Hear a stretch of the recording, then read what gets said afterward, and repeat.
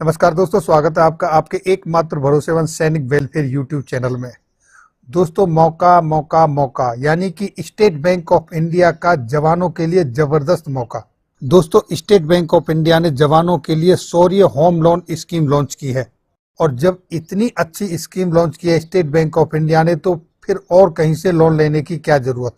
तो आइए दोस्तों देखते हैं क्या है शौर्य होम लोन स्कीम और क्या मिलेगा इससे जवानों को फायदा, और क्यों जवानों को कहीं और से लोन लेने की जरूरत नहीं। ये सब जानकारी जानते हैं विस्तार से इस वीडियो के माध्यम से। दोस्तों, आज हम बात कर रहे हैं SBI शौर्य होम लोन की, जो कि स्टेट बैंक ऑफ इंडिया ने डिफेंस पर्सनल के लिए ही लॉन्च किया है, जिसमें स्टेट बैंक ऑफ इंडिया की तरफ से कहना है, you serve the nation, give us an opportunity to serve you. आप देश के लिए सेवा करते हो, आप हमें अपनी सेवा करने का मौका दें। दोस्तों, इसके फीचर इस तरीके से हैं। कम ब्याज दर पर मिलेगा आपको लोन। प्रोसेसिंग फीस आपकी जीरो, कोई नहीं है। कोई भी हिडन चार्ज आपसे नहीं लिया जाएगा। अगर आप अपने लोन को प्री पेमेंट करते हैं तो आपसे कोई पेनल्टी नहीं ली जाएगी।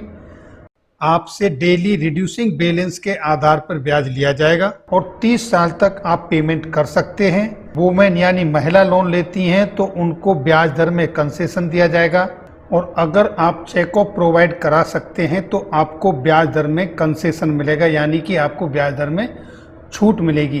तो ये हैं तमाम फीचर्स इस शौर्य होम लोन के डिफेंस पर्सनल के लिए।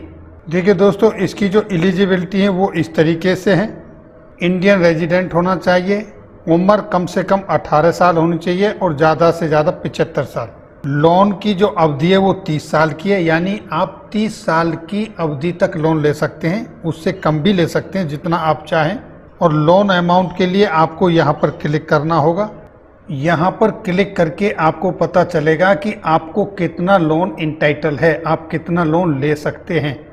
यहाँ जब आप क्लिक करके जाएंगे तो आपके सामने बैंक का एक फॉर्म खुलकर आएगा। जब आपने उस फॉर्म को फिलअप करके सबमिट करना है तो बैंक आपको ईमेल के जरिए, SMS के जरिए या आपको फ़ोन कॉल करके बताएगा कि आपको लोन का इतना अमाउंट मिल सकता है। अब देखिए दोस्तों, इंटरेस्ट रेट और फी किस तरह से हैं। पहले मैं आपको फीस बता देता हूँ। प्रोसेसिंग फी तो आपकी है ही नहीं। प्री सैंक्शन जो फीस है एडवोकेट की, जो प्रॉपर्टी सर्च करेंगे और इन्वेस्टिगेशन रिपोर्ट सबमिट करेंगे, उसकी फ़ी देनी होगी। Valuer fee for valuation report के लिए उसकी फ़ी आपको देनी होगी।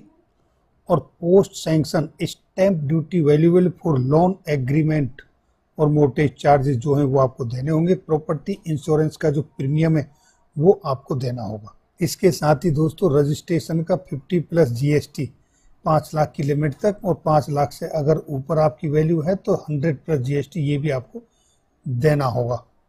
दोस्तों, अगर Loni defence establishment under tie with our bank check off facility provide करता है तो उसको इंटरेस्ट रेट में कंसेशन मिलेगा। और अगर check off facility is not available तो वही इंटरेस्ट रेट लगेगा जो अदर कैटेगरी के लिए एप्लीकेबल है।